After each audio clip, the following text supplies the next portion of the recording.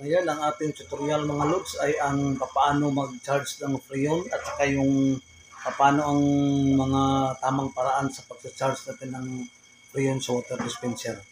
Okay mga lods, ituturo ko sa iyo. Okay?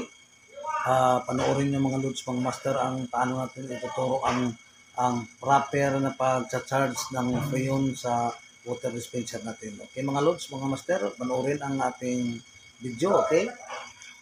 Okay mga lods, ito na yun ang proper na pagtuturo natin sa water dispenser na paano natin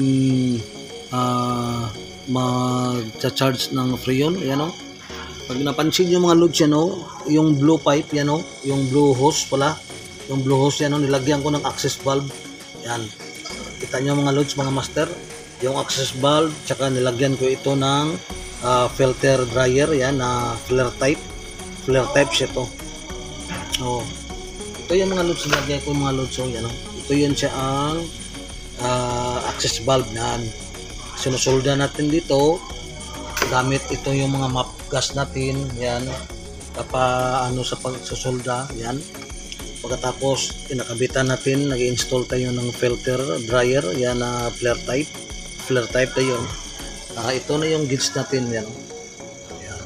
Pag napansin yung mga loads ng master, yan. Pansin nyo, oh.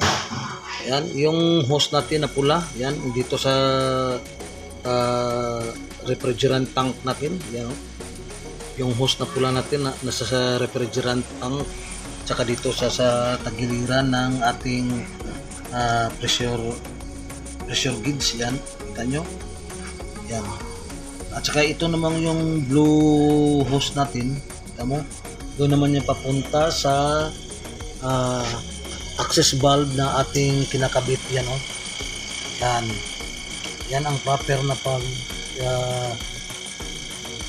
pag-charge ng Freon mga loads, mga master. Yan. At saka yung recycle mga loads ng Freon natin ay galing sa motor. Pupunta siya dito, yan o, sa condenser natin. Yan. Tatago siya dito, yung Freon natin. Yan. Tapos umiikot siya ng paganyan sa system. Tapos doon dito siya pinakalas na papasok. Yan, then doon sa capillary tube, yung maliliit na yan. Yan mga loads, mga master. Yan. Yan ang proper na pag charge ng Freon natin. Huwag niyo kalimutan mga loads, tandaan niyo palagi yung blue hose natin nandoon sa charging line natin, access valve. Tapos dito siya, oh. Yan, sa pressure gauge. Tapos yung sa tagiliran, yung red hose, yan, papuntang refrigerant tank natin. Yung mga loads, mga master. Okay, shout out dyan sa mga kaibigan ko dyan, sa Bata, Rainer Wanico, Utol Kong Hudlom, Gerard Madrinya, Randy Hijapon, GR Ribaldi, mga kay Pari Mulong man, Pari Mulong Domingo, akong mga best friend sa Bata. Shout out dyan sa mga kaibigan natin ng dyan, mga pulis, si Sir Dario, mga kaibigan ng mga pulis, si Sir Dario, si Sir Neil Habuni, aran dyan sa Nupo ngayon. Mga kaibigan natin na Philippine Navy, si Scarpi, Junjun Scarpi, yan, mga mabait at saka mga bakod ng mga kaibigan natin yan, ng mga nagsiservisyo sa bayan.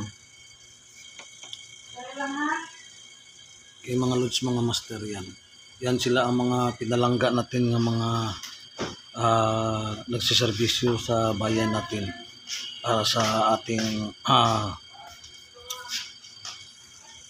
kapayapaan sa ating bansa. Yan. Kaya mga loads, mga master.